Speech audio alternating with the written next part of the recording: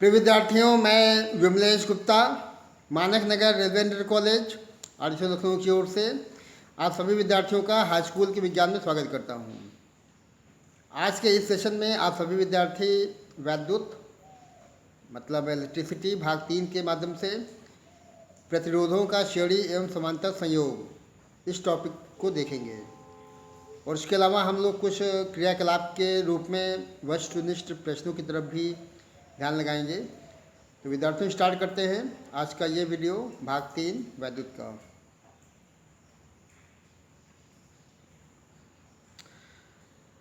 देखिए, आपका सत्र 2020-21 के लिए जो पाठ्यक्रम है उससे आप परिचित हो चुके होंगे और 70 मार्क्स का आपका जो पेपर होगा 30 नंबर का प्रयोगात्मक प्रोजेक्ट के रूप में, ओके, कुल 100 मार्क्स। और अभी आप जो है देख पाते हैं ये इकाई नंबर 4 जो कि चल रहा है इस समय, वैद्युत का प्रभाव, ओके। और यहाँ पे हम लोग जो है अब तक वैद्युत धारा, विभवांतर, वैद्युत धारा, ओके, ओम का नियम, प्रतिरोध, प्रतिरोधकता, वे फैक्टर्स जिन पर किसी चालक का प्रतिरोध डिपेंड करता है, इतने टॉपिक हम लोग देख चुके हैं, ओके। और आज हम लोग देखने वाले हैं प्रतिरोधों का संयोजन और इसमें विशेष रूप से श्रेणी क्रम और समांतर क्रम। तो ये टॉपिक हम लोग का रहेगा, हम लोग इस पर चर्चा करेंगे। इसके जो महत्वपूर्ण बिंदु हैं, तथ्य हैं और इसके जो महत्वपूर्ण निष्कर्ष हैं वो मैं आपको बताऊंगा, ओके। तो combination of resistance in the series combination and parallel combination.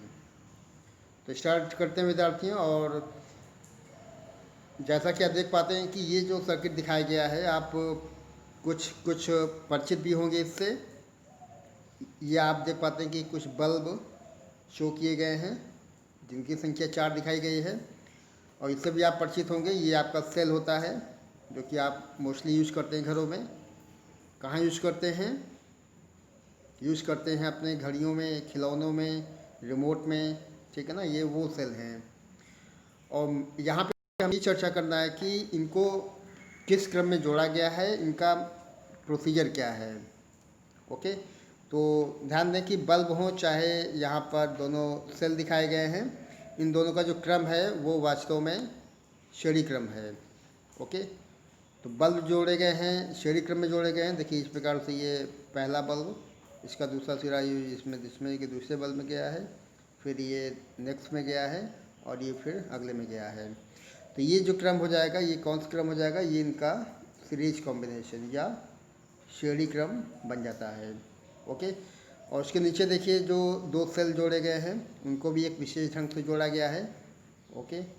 और फिर जो है ये इसका जो निगेटिव सिरा होगा वो आखिरी बल्ब के सेकेंड सीरीज से चला जाएगा। तो ये जो कॉम्बिनेशन आप देख पाते हैं ये वास्तव में सीरीज क्रम होता है, श्रेणी क्रम होता है। और विशेष रूप से आपको यहाँ ध्यान लगाना है, जो सेल दिखाए गए हैं, सेल का देखिए ध्यान देंगे, ये प्लस सिरा होता है और ये सिरा माइनस होता है, ठीक है ना। वही कंडीशन सेकेंड सेल में भी है, ये आपका प्लस होगा और ये माइनस हो जाएगा। जब कभी आपको दो सेलों को आपस में जोड़ना होता है और आप चाहते हैं कि किसी परिपथ में वैद्युत धारा के मान को आप बढ़ा ले जाएं, ओके, तो इसके लिए आपको जो है प्लस माइनस को देखना पड़ेगा। तो आप देख पाते हैं कि पहले सेल का जो प्लस है वो तो यहाँ चला गया है, ओके। और पहले सेल का जो निगेटिव है वो दूसरे सेल के प्लस में जुड़ा हुआ है। ये चीज़ आपको ध्यान रखना पड़ेगा, ठीक है, कि एक का प्लस होगा दूसरे का माइनस होगा, तब जाके दोनों सेल आपस में संयुक्त हो जाते हैं। और निश्चित रूप से अगर 1.5 वोल्ट के दो सेल आप जोड़ते हैं तो इनको जोड़ने के बाद लगभग 3 वोल्ट का एक बैटरी तैयार हो जाता है, ओके। तो ये तो एक कॉम्प्लेक्स सर्किट हो गया है, this is the series combination. और सेल देखिए कैसे आप रिमोट में या बाकी इंस्ट्रूमेंट में, खिलौनों में कैसे यूज़ करते हैं, cell placed side by side. जैसे कि आप देख पाते हैं कि एक रिमोट यहाँ शो किया गया है। रिमोट का देखिए ध्यान देंगे, मैंने आपको पहले कहा कि अगर ये सेल आपका पहला सेल है, ये प्लस ऊपर दिखाया गया, नीचे निगेटिव दिखाया गया है। और ये सेकेंड सेल है, इसका प्लस ऊपर है, नीचे निगेटिव है। तो जोड़ने का तरीका ये होता है कि पहले का जो प्लस होता है वो दूसरे के निगेटिव में जाएगा, ओके, या पहले का जो निगेटिव होगा दूसरे के प्लस में जाएगा। ठीक है। ऐसा करने के पश्चात जो है जो सेल से निकलने वाली धारा के मान में चेंजिंग आती है, सेल से निकलने वाली धारा की प्रबलता बढ़ जाती है। तो ये जो जितने भी कॉम्बिनेशन आप यहाँ देख पाते हैं, ये कॉम्बिनेशन हो चाहे ये कॉम्बिनेशन हो, आप अपने घरों में जो यूज देखते हैं कॉम्बिनेशन सेल का, चाहे रिमोट के क्रम में हो या फिर खिलौनों के क्रम में हो, तो उनका क्रम भी श्रेणी क्रम होता है। ओके। और हम लोग अपने टॉपिक पे आते हैं, और टॉपिक में हम लोग को ये देखना है कि किस प्रकार से किसी श्रेणी क्रम के परिपथ को हमें लेके चलना होगा। तो बेसिकली देखिए विद्यार्थियों, आपको पहले तो रेजिस्टेंस समझ लेना है। ये जो संकेत दिखाए गए हैं ये रेजिस्टेंस के हैं, प्रतिरोध के हैं। ओके। एक प्रतिरोध, ये सेकेंड रेजिस्टेंस R2 इसका मान है, ये थर्ड वैल्यू R3 के फॉर्म में, ये चौथा मान जो है ये R4 के फॉर्म में। ठीक है ना। इनको आपस में जोड़ना है और इसके R1 के पहले सिरे को बैटरी के या सेल के प्लस सिरे से, और R4 के सेकेंड सिरे को बैटरी के माइनस से अटैच कर लेते हैं। तो ये जो कॉम्बिनेशन आप देख पाते हैं ये वास्तव में श्रेणी संयोजन होता है, series combination, series circuit. Okay. तो ये तो मौलिक चीज़ें हो गई। थोड़ा मैं आपको अब बता देता हूँ कि बोर्ड में आपका क्वेश्चन कैसे पूछेगा। ओके। तो आप क्वेश्चन पे भी गौर कर लेंगे। आपको क्वेश्चन पहचानना आना चाहिए कि एक्चुअल में क्वेश्चन की लैंग्वेज क्या है, हमें करना क्या है। अब यहाँ पे कहता है कि यदि 3 प्रतिरोधों को श्रेणी क्रम में जोड़ दिया जाए। ओके। क्या करना है, 3 प्रतिरोधों को श्रेणी क्रम में जोड़ दिया जाए तो इस कॉम्बिनेशन के लिए, इस संयोजन के लिए, इस संयोग के लिए उसके तुल्य प्रतिरोध का सूत्र प्राप्त करना है। Okay. We have to get the equivalent resistance. Okay. इसका फॉर्मूला में चेक करना पड़ेगा, या फिर लैंग्वेज चेंज करके क्वेश्चन जो है इस फॉर्म में भी पूछ सकता है, जैसा कि आप नीचे देख पाते हैं कि श्रेणी क्रम में प्रतिरोधों को किस प्रकार से जोड़ा जाता है, पहले ये पूछा गया है। और फिर प्रतिरोधों के संयोजन के लिए सूत्र का निगमन प्राप्त करें। तो लैंग्वेज आप समझ गए होंगे कि बोर्ड में जो क्वेश्चन लॉन्ग नंबर में जो क्वेश्चन आता है, बड़े नंबर के लिए दीर्घ उत्तरीय प्रश्नों में ये क्वेश्चन बनते हैं। तो ऐसे प्रश्नों का जो क्रम होगा, क्या होगा, उसकी लैंग्वेज क्या बन सकती है। तो एक तरीका ये है, एक तरीका इसके नीचे दिखाया गया है। तो ये तो क्वेश्चन हो गया है। हम लोग चलते हैं, चेक करते हैं कैसे प्रतिरोधों को श्रेणी क्रम में जोड़ना है। ओके। तो देखिए ये आपके सामने डायग्राम मैं शो कर रहा हूँ। ओके। और इसके बारे में आपको बताता हूँ अभी फिर। अब विद्यार्थियों ध्यान दीजिए कि ये जो संयोजन है ये श्रेणी क्रम का संयोजन आप देख पाते हैं, this is the series combination. Okay. और यहाँ पे हमें चेक करना है कि अगर हम श्रेणी क्रम में प्रतिरोधों को जोड़ते हैं तो उनका तुल्य भावी या उनका नेट प्रतिरोध कितना बनने वाला है। तो सबसे पहले तो मैं आपको डायग्राम को थोड़ा बड़ा करके दिखा देता हूँ कि इसमें एक्चुअली क्या करना है, क्या मेथड है। हालांकि मैंने आपको ऊपर भी हिंट किया हुआ है। ओके। अब आप यहाँ चेक करिए कि क्या एक्चुअली में यहाँ पे चल रहा है, व्हाट इज हैपनिंग है। तो देखिए विद्यार्थियों, मैं आपको बता दूँ कि ये आपका पहला रेजिस्टेंस हो जाएगा, द फर्स्ट रेजिस्टेंस, वैल्यू इसकी R1 है। ओके। ये आपका सेकेंड रेजिस्टेंस, इसकी वैल्यू R2 है। और ये आपका थर्ड रेजिस्टेंस, इसकी वैल्यू R3 है। ओके। और उसके अलावा देखिए एक सेल दिखाया गया है, या बैटरी दिखाई गई है, उसको विद्युत वाहक बल E दिखा दें या इसको V दिखा दें, इसका विभवांतर। ओके। और इनके जोड़ने का क्रम आप चेक कर लें विद्यार्थियों। मैंने आपको देखिए पहला रेजिस्टेंस शो किया है, ये पहला रेजिस्टेंस R1 के फॉर्म में, दूसरा रेजिस्टेंस R2 के फॉर्म में, तीसरा रेजिस्टेंस R3 के फॉर्म में। इनको जोड़ दिया श्रेणी क्रम में। और श्रेणी क्रम का मतलब है कि जो पहला R1 का जो पहला सिरा है वो बैटरी के प्लस में मैंने डाल दिया है। ओके। अब R1 का सेकेंड सिरा R2 के पहले में चला गया। R2 का जो सेकेंड सिरा है वो प्रतिरोध R3 के पहले सिरे में जाएगा, और R3 का जो सेकेंड सिरा है वो एक्चुअल में बैटरी के नेगेटिव में चला जाएगा। तो ये तरीका है, ये मेथड है जोड़ने का। अब आपको ये ध्यान रखना है कि जब आप बैटरी को ऑन करते हैं, इसका प्लस है माइनस है, और आप जानते हैं कि धारा हमेशा जो है परिपथ में बाहर जो है प्लस से माइनस की ओर, मतलब ये डायरेक्शन हो जाएगी करंट की, करंट आई यहाँ पे आएगा, फिर करंट आई यहाँ पे जाएगा, यही करंट आई यहाँ पे आएगा, यही करंट इधर जाएगा, यही आई अपने नेगेटिव में चला जाएगा। तो ये जो पूरा आपको चित्र दिखाई पड़ रहा है ये वास्तव में श्रेणी संयोजन है। ओके, और ऐसा करने के पश्चात जब आप ई सेल के द्वारा विभवांतर बी स्थापित करते हैं तो निश्चित रूप से अकॉर्डिंग टू रेजिस्टेंस, प्रतिरोधों के अनुसार जो विभवांतर है इनके सिरों पर उत्पन्न हो जाता है। मतलब जो पहला प्रतिरोध है R1, इसके सिरों पर बनने वाला विभवांतर V1 हो जाएगा। दूसरा प्रतिरोध R2 है, इसके सिरों पर बनने वाला विभवांतर V2 हो जाएगा। और थर्ड रेजिस्टेंस R3 है, इसके सिरों पर बनने वाला विभवांतर V3 हो जाता है। एक चीज़ आपको ध्यान रखना है कि तीनों ही निकायों पर, तीनों ही प्रतिरोधों पे जो करंट होगा I वो सेम होगा। मतलब जो करंट यहाँ पे होगा वही करंट यहाँ पे, वही करंट यहाँ पे।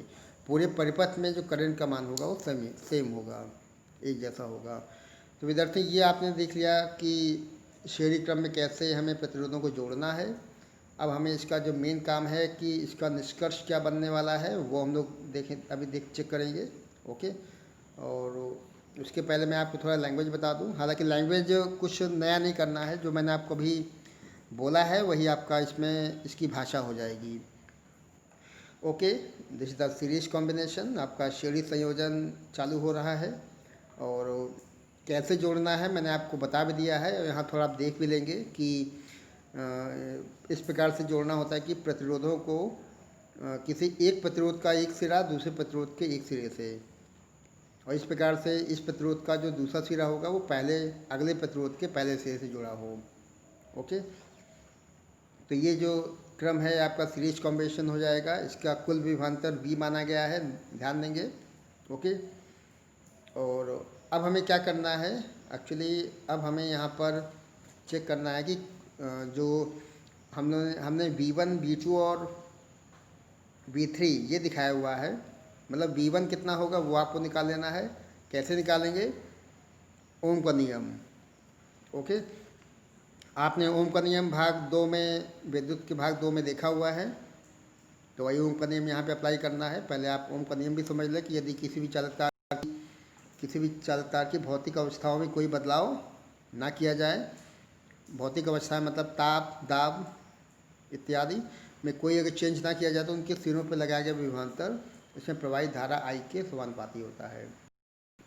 ये ओम का नियम हो जाएगा और यही ओम का नियम यहाँ पे अप्लाई करना है। मतलब जो आपका फर्स्ट रेजिस्टेंस है R1 के फॉर्म में, R1 के सिरों पे बनने वाला विभवांतर V1 हो जाएगा, कितना होगा I इंटू R1। ऐसे ही सेकेंड पे विभवांतर V2 हो जाएगा, कितना हो जाएगा I इंटू R2। और थर्ड पे V3 हो जाएगा, कितना हो जाएगा I इंटू R3। ओके, तीन देखिए आपने विभवांतर तीनों प्रतिरोधों के सिरों पे निकाल लिया है। आपने कुल विभवांतर या नेट विभवांतर आपने V माना हुआ है। ओके, तो V इक्वल टू कितना हो जाएगा, V इक्वल टू हो जाएगा V1 plus V2 plus V3। Okay, उसके बाद आप तीनों के मान बैठा देंगे, हल कर लेंगे तो आपका जो निष्कर्ष है श्रेणी संयोजन वो प्राप्त हो जाता है। आप यहाँ चेक करें, आप जैसा कि देख पाते हैं कि प्रतिरोधों के सिरों पर विभवांतर को क्रमशः V1, V2, V3 के फॉर्म में दिखाया गया है। ओम का नियम अप्लाई किया गया है तो पहले प्रतिरोध के सिरों पर विभवांतर V1 हो जाएगा, दैट इज IR1। दूसरे प्रतिरोध के सिरों पर बनने वाला विभवांतर V2 हो जाएगा IR2 के फॉर्म में। और थर्ड जो रेजिस्टेंस है R3, उसके सिरों पर बनने वाला विभवांतर V3 हो जाएगा IR3 के फॉर्म में। आपने कुल विभवांतर V माना हुआ है तो आप पहले तीनों प्रतिरोधों को, तीनों विभवांतर को ऐड कर लें V1 plus V2 plus V3 के फॉर्म में। तीनों के मान देखिए यहाँ शो किए गए हैं, कॉमन निकाला गया है। कॉमन कितना है IR1, I कॉमन कर लेंगे। ओके, तो ये इक्वेशन आपका पहला बन जाएगा। ओके, अब आपने कुल विभवांतर V माना है तो ओम का नियम अभी लगाएंगे। उसके अलावा V equal to V1 plus V2 plus V3, equation second मान लेंगे। ओके, और फिर हम लोगों ने ये मान लिया कि यदि हम तीन जो रेजिस्टेंस हैं R1, R2 और R3, इनके स्थान पर हम कोई एक प्रतिरोध लगा दें। ओके, कितना प्रतिरोध, एक सिंगल प्रतिरोध। मतलब जिसका मान आर हो, ठीक है ना। तो ये जो आपका जो नेट विभवांतर वी दिखाया गया है, V equal to I R हो जाएगा, क्योंकि आई का मान तो बदलना नहीं है, तीनों में आई का मान सेम चलेगा। V equal to I R, equation आपका ये थर्ड बन जाएगा। ओके, ये आपका पहला इक्वेशन था, ये आपका सेकेंड इक्वेशन है। ओके, तीनों को चेक कर लेते हैं, और तीनों को चेक करने का मतलब है कि आई आर इक्वल टू आपका ये बन जाएगा। ओके, क्योंकि ध्यान दें कि ये जो है ये आपका वी है, क्योंकि तीनों वी को जोड़ने पे वी बनता है। ये कितना वी है, वी कितना है, आई आर है। ओके, तो आई आर को जो है आई ब्रैकेट में R one plus R two plus R three के फॉर्म में शो किया गया है। ऐसा करने पे दोनों पक्ष में आई आई कर जाएगा, आर की वैल्यू बन जाती है R one plus R two plus R three. यह आपका निष्कर्ष प्राप्त हो जाता है जबकि आप प्रतिरोधों को श्रेणी क्रम में जोड़ते हैं। ओके, और विद्यार्थियों आपको ये भी ध्यान रखना है कि जब कभी भी आपको प्रतिरोधों के मान को बढ़ाना हो, ओके, तब आप हमेशा जो है श्रेणी क्रम का ही प्रयोग करेंगे। मतलब यदि आप एक प्रतिरोध आपके पास 2 ओम है, एक प्रतिरोध मान लीजिए 4 ओम है, एक प्रतिरोध 5 ओम है, और आप चाहते हैं कि प्रतिरोधों के मान को आप बढ़ा ले जाएं, तो कुल प्रतिरोध निकालने के लिए आपको R1 plus R2 plus R3 use करना पड़ेगा। ऐसा करने का मतलब है कि 2 4 6 5 11, कितना आ गया, 11 ओम। तो हम लोग कह सकते हैं कि यदि आप प्रतिरोधों के मान को बढ़ाना चाहते हैं तो निश्चित रूप से आपका जो क्रम होगा श्रेणी क्रम में होना चाहिए। ओके, और श्रेणी क्रम में सबसे महत्वपूर्ण बिंदु क्या है, सबसे महत्वपूर्ण बिंदु आपको याद होना चाहिए कि पहला बिंदु कि प्रत्येक निकाय पर प्रत्येक प्रतिरोध पे धारा का मान समान होगा, और नंबर 2 प्रत्येक प्रतिरोध या प्रत्येक निकाय पर विभवांतर भिन्न भिन्न होगा।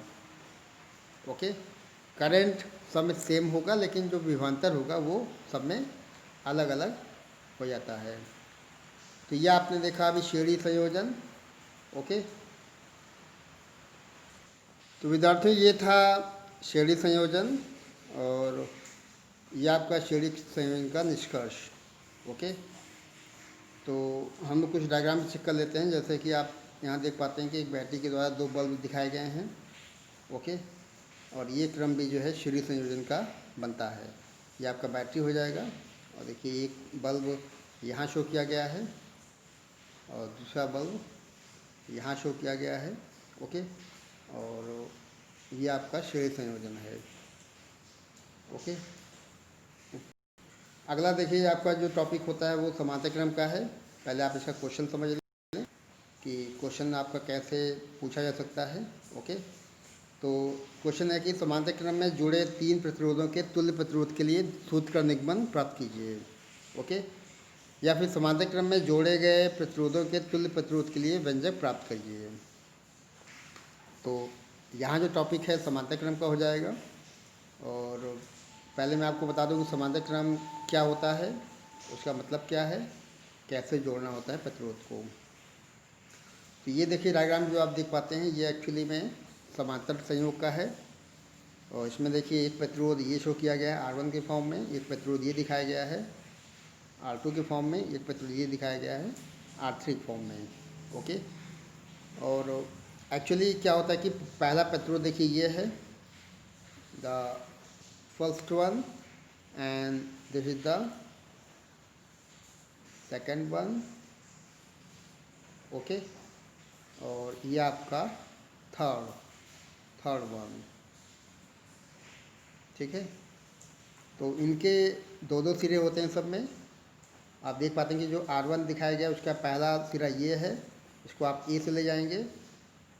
ओके, R2 का दूसरा सिरा आप A में ले जाएंगे, पहला सिरा सॉरी, R2 का पहला सिरा भी A में जाएगा, और R3 का भी पहला सिरा A में जाएगा, ठीक है। मतलब तीनों प्रतिरोधों के जो पहले सिरे हैं बिंदु A पर चले गए हैं। ओके, और इनके जो सेकेंड सिरे हैं, मतलब देखिए ये जो R1 का पहला सेकेंड सिरा है ये हो जाएगा, R2 का सेकेंड सिरा ये हो जाएगा, और R3 का सेकेंड सिरा ये हो जाएगा। तो इन सभी को बिंदु B पे ले जाना है। ओके, क्या किया गया फिर समझ लें, R1 R2 R3 चेक कर लें। एक्चुअली यहाँ पे तीनों के जो पहले सिरे हैं आप इसको बिंदु ए पे ले गए हैं। 3 प्रतिरोध R1, R2 और R3 फॉर्म में हो जाते हैं। ओके, इनके तीनों के पहले सिरे को बिंदु ए पे आप ले जाएंगे और इनके जो दूसरे सिरे हैं R1 का, R2 का और R3 का, इनको आपको बिंदु बी पे ले आना है। ओके, और फिर ए को जो है बैटरी के प्लस से और बी को जो है बैटरी के मान से जोड़ते हैं। ओके, तो ये जो संयोजन बनता है इसको कहते हैं समांतर संयोजन, पैरेलल कॉम्बिनेशन। ये जो आपका क्रम हो जाएगा वो समांतर क्रम हो जाएगा।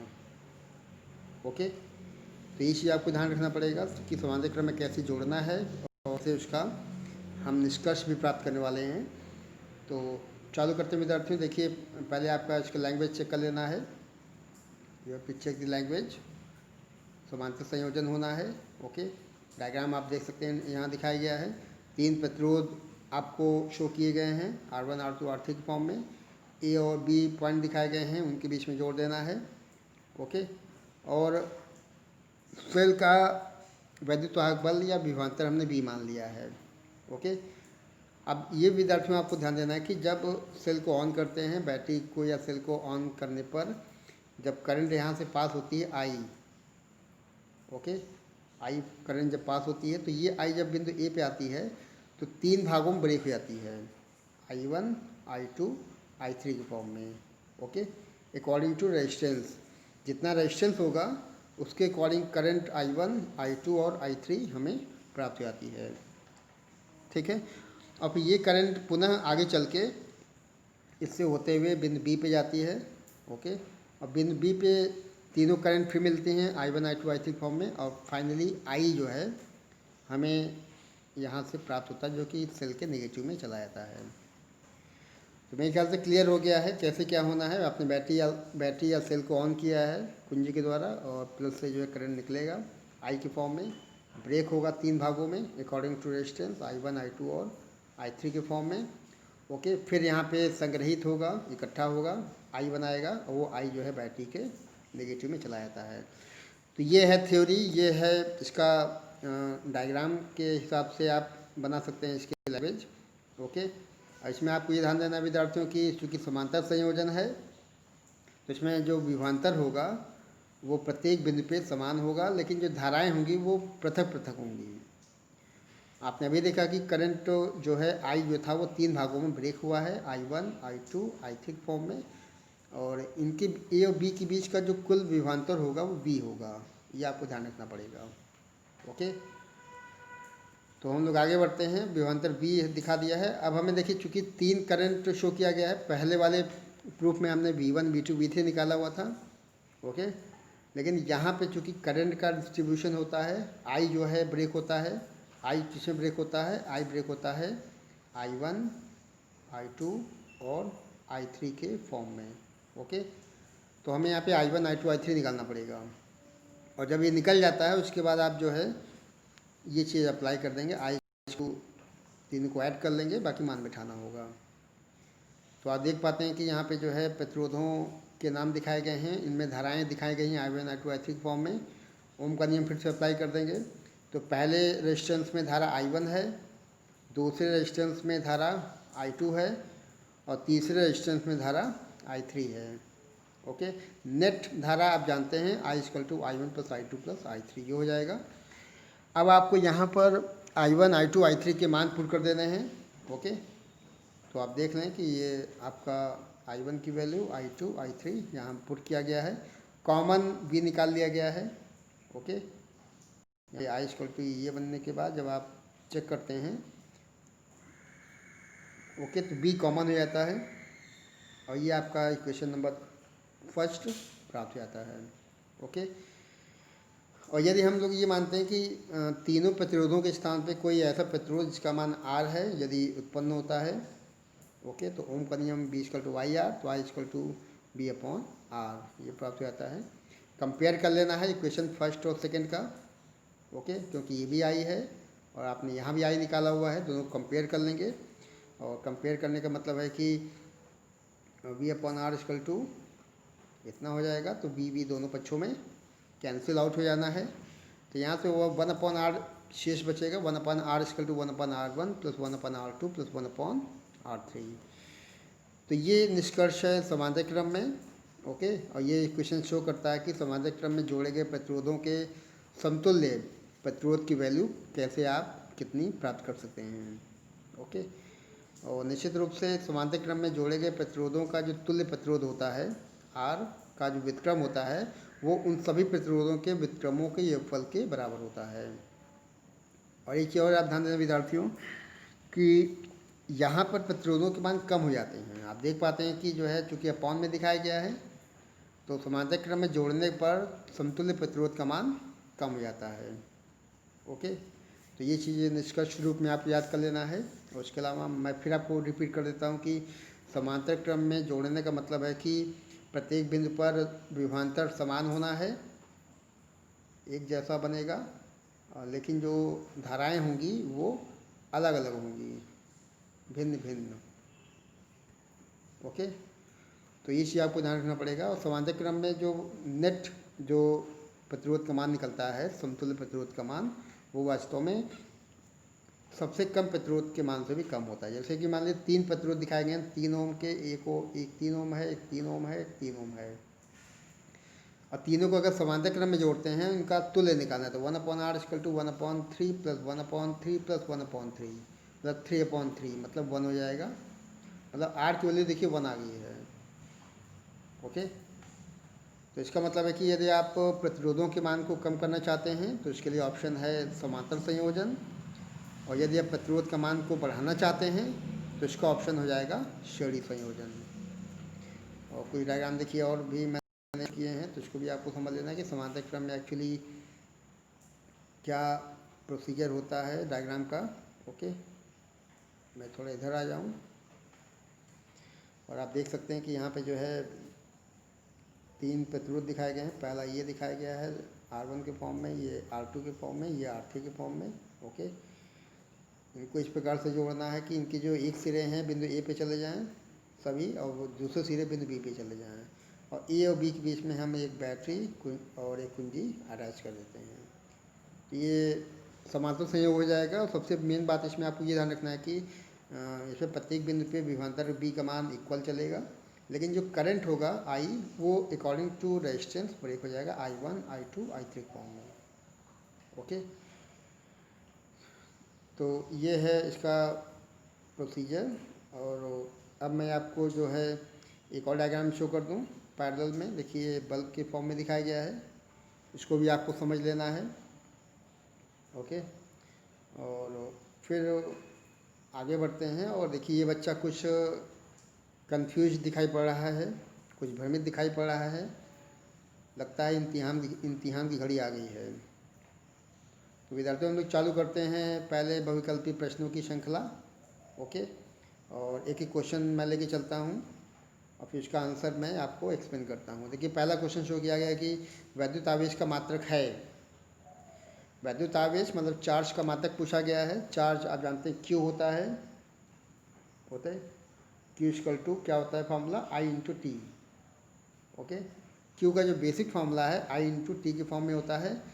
आई का मात्रक एम्पियर हो जाएगा, एम्पियर, और टी का मात्रक हो जाएगा सेकेंड। ओके, तो क्यू का मात्रक एम्पियर सेकेंड। अब देखिए लेकिन इसमें कोई ऑप्शन नहीं दिखाई पड़ रहा है। इसमें जूल दिखाया गया है, इसमें दिखाया गया है कूलाम, वोल्ट और एम्पियर। तो ध्यान देना है कि जो आपका ये एम्पियर सेकेंड होता है, इसको हम लोग कूलाम भी कर सकते हैं। ओके, क्योंकि आवेश का जो इकाई मात्रक होता है वो कूलाम होता है। तो इसमें जो ऑप्शन नंबर 3 दिखाया गया है कूलाम, ये आपका सही जवाब हो जाएगा। ओके, क्वेश्चन नंबर 2 पे आ जाएं। क्वेश्चन नंबर 2 देखिए एम्पियर सेकेंड मात्रक है, ऑप्शन दिखाए गए हैं, तो आप चेक करें। अगला क्वेश्चन चेक करें, एम्पियर सेकेंड मात्रक है। ये क्वेश्चन बोर्ड में आया हुआ है, ऐसे क्वेश्चन आपको तैयार करना है जो बोर्ड में ज़्यादा से ज़्यादा पूछे गए हैं। क्या क्वेश्चन है, एम्पियर सेकेंड मात्रक है। तो मैंने आपको भी क्यू दिखाया था, क्यू बराबर क्या था, आई इंटू टी। आई का मतलब करंट करंट को नापना है एम्पियर में और समय को नापना है सेकंड में। तो ये एक्चुअली कूलाम का ही सेकंड फॉर्म है जो कि आवेश का मात्रक है। ओके, अब यहाँ देखिए ऑप्शन दिखाए गए वैद्युत ऊर्जा का, वैद्युत वाहक बल का, आवेश का, वैद्युत धारा का। तो इसमें जो सही ऑप्शन होगा वो आवेश का, क्यू का। तो एम्पियर सेकंड मात्रक है आवेश का। क्वेश्चन थर्ड पे आ जाएं। क्वेश्चन थर्ड में देखिए शो किया गया है, पूछता है कि एक प्रोटॉन पे विद्युत आवेश की मात्रा होती है। ओके, एक प्रोटॉन पर विद्युत आवेश की मात्रा कितनी होती है वो आपको बताना है। तो विद्यार्थियों, प्रोटॉन एक्चुअली किसी भी परमाणु के नाभिक का मौलिक कण होता है, मूल कण होता है। प्रोटॉन और न्यूट्रॉन और इलेक्ट्रॉन उसके चारों ओर विभिन्न कक्षाओं में चक्कर लगाते हैं। अब हमें चेक करना है कि प्रोटॉन पे एक्चुअल में आवेश की मात्रा कितनी होती है। तो विद्यार्थियों, आपको ये याद रखना है कि प्रोटॉन हो चाहे इलेक्ट्रॉन हो, दोनों पे आवेश की मात्रा 1.6 इंटू 10⁻⁻19 कूलाम होता है। ओके, अब प्रोटॉन पे ये आवेश प्लस में नापते हैं और अगर इलेक्ट्रॉन होगा तो ये आवेश नेगेटिव में नापेंगे। ओके, चूँकि यहाँ बात होती है किसकी, बात होती है प्रोटॉन की। अब आप पहले ऑप्शन चेक कर लें। देखिए ये ऑप्शन दिखाया गया है 1 × 10⁻19 कूलाम, 6.25 प्लस का 19 कूलाम, 1.6 प्लस का 19 और 1.6 माइनस का 19। तो आपको ध्यान रखना है कि 1.6 इंटू 10⁻⁻19 कूलम्ब इतना आवेश होता है किसी भी प्रोटॉन पर। ओके, तो क्वेश्चन थर्ड हो गया है। क्वेश्चन नंबर 4 पे आ जाएं। क्वेश्चन 4 देखिए, वैद्युत धारा का एसआई मात्रक पूछता है। ओके, वैद्युत धारा का एसआई यूनिट, एसआई मतलब इंटरनेशनल सिस्टम ऑफ यूनिट पूछता है। ओके, या किसी वैद्युत परिपथ में बहने वाली धारा का मात्रक क्या है। तो धारा का मात्रक एम्पियर होता है, सब जानते हैं। तो आप इसमें जो है एम्पियर पे टिक लगा सकते हैं। ओके, क्वेश्चन 5 में आ जाएं। क्वेश्चन 5 में देखिए, किसी भी चालक में धारा का प्रवाह होता है। किसी भी कंडक्टर में जो करंट का फ्लो होता है किसके द्वारा होता है। तो किसी भी चालक में धारा के प्रवाह में सबसे मेन रोल होता है इलेक्ट्रॉनों का। इलेक्ट्रॉन काफ़ी मूविंग कंडीशन में होते हैं, इनका वेग काफ़ी ज़्यादा होता है और इलेक्ट्रॉनों के द्वारा ही जो है किसी परिपथ में, किसी चालक में धारा का प्रवाह होता है। ओके, तो आपका पहला जो ऑप्शन है इलेक्ट्रॉनों के द्वारा, इस पर आप टिक लगा सकते हैं। क्वेश्चन 6 पे आ जाएं। क्वेश्चन 6 देखिए, पूछता है कि प्रतिरोध का मात्रक क्या होता है। तो प्रतिरोध मतलब आर, आपने ओम का नियम पढ़ा हुआ है। ओके, और ओम के नाम पे ही जो है प्रतिरोध का मात्रक ओम रखा गया है। आप जानते हैं कि आर इक्वल टू होता है V/I। Okay, R equal to V/I। तो प्रतिरोध का मात्रक वोल्ट प्रति एम्पियर भी हो सकता है, वोल्ट प्रति एम्पियर, या केवल ओम। ओके, तो ये प्रतिरोध का मात्रक हो जाएगा। क्वेश्चन 7 पे आ जाएं। एक माइक्रो ओम की बात करता है। एक माइक्रो ओम का मान पूछा गया है। देखिए, प्रतिरोध का जो बहुत छोटा मात्रक होता है माइक्रो और मिली ओम होते हैं। और मिली ओम में 10⁻³ ओम हो जाएगा। और यहाँ चूँकि माइक्रो की बात करता है तो एक माइक्रो ओम में 10⁻⁶ ओम हो जाएगा। ओके, मैंने आपको वीडियो नंबर 2 में जो है मिली, मेगा, मिलियन, माइक्रो सब बताया हुआ है। ठीक है ना। तो ये जो है माइक्रो ओम बहुत ही छोटा मात्रक है और ये -6 ओम हो जाता है। ओके, और क्वेश्चन नंबर 8 पे आ जाएं। देखिए, इसमें आपका ओम का नियम का सूत्र पूछा गया है। ओके, ओम के नियम का सूत्र आपको चेक करना है। तो आपने ओम का नियम देखा हुआ है विद्यार्थियों। और रमेश नहीं आ रहा है, अरे जल गया कुछ, उसको बंद कर दो। क्वेश्चन 8 पे आ जाओ विद्यार्थियों। देखिए, ओम का नियम का सूत्र पूछा गया है। तो ओम का नियम आपने अच्छी प्रकार से पढ़ा हुआ। ओम का नियम बी, आई और आर का संबंध होता है। तो यहाँ पे हम लोग देखते हैं B equal to I R. अगर ये फॉर्म आपको दिखाई पड़ता है इसका मतलब ये ओम का नियम का मैथमेटिकल फॉर्म है। ओके, तो इसमें आपका जो सी ऑप्शन है वो सही हो जाएगा। ओके, ओम के नियम का सूत्र पूछा गया था, इसको थर्ड ऑप्शन है B equal to Y R, ये इसका सही आंसर हो जाएगा। क्वेश्चन 9 पे आ जाएं। क्वेश्चन 9 देखिए, कहता है कि किसी तार की लंबाई उसकी प्रारंभिक लंबाई की 3 गुनी कर दी जाए। कितनी गुनी? 3 गुनी। तो उसका प्रतिरोध कितना गुना हो जाएगा? ओके, तो विद्यार्थियों आपको एक चीज़ मैं बता दूं कि किसी भी चालक तार की लंबाई को अगर आप बढ़ाते हैं तो उसका प्रतिरोध बढ़ जाता है। आपको मालूम होना चाहिए कि जो मोटा तार होता है उसका प्रतिरोध कम होता है, पतले तार का प्रतिरोध ज़्यादा होता है। लंबाई को अगर आप 3 गुना बढ़ाते हैं तो प्रतिरोध कितना गुना हो जाएगा? तो इसके लिए मैं आपको एक फॉर्मूला बता दूं कि अगर लंबाई को आप n गुना बढ़ाते हैं तो प्रतिरोध जो है वो n स्क्वायर गुना बन जाता है। मतलब यदि आप लंबाई को दोगुना करते हैं तो प्रतिरोध 4 गुना हो जाएगा।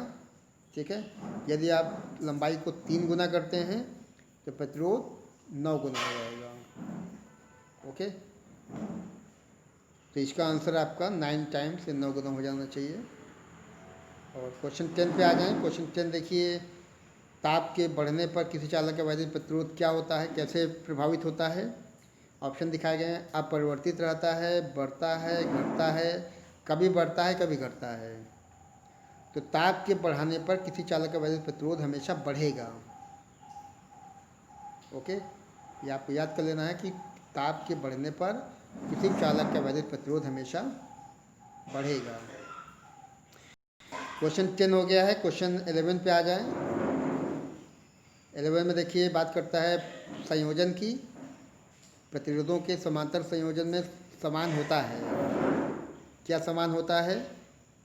करंट, विभवांतर, आवेश या इनमें से कोई नहीं है।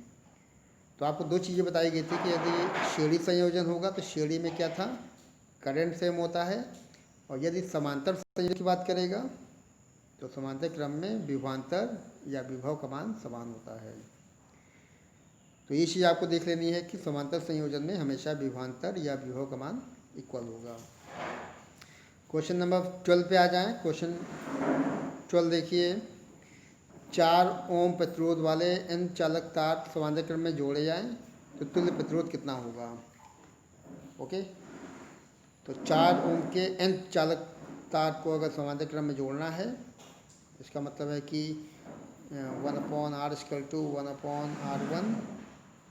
R1 कितना है? R1 आपको 4 दिखाएगा। 1/4 प्लस 1/4 प्लस 1/4 कितनी बार? n बार।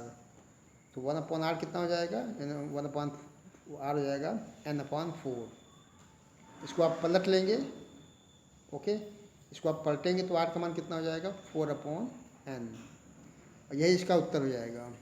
ओके, 4/n देखिए बनता है, तो इसका ऑप्शन जो देखिए 4/n यहाँ शो किया कि बी के फॉर्म में, और ये इसका सही जवाब हो जाएगा।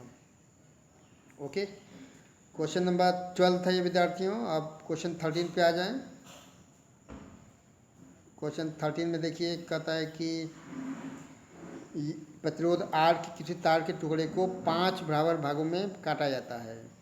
ओके, और इन टुकड़ों को फिर से पार्श्व क्रम में जोड़ा जाता है, और यदि इनका तुल्य प्रतिरोध R' है तो R और R' का अनुपात कितना होगा?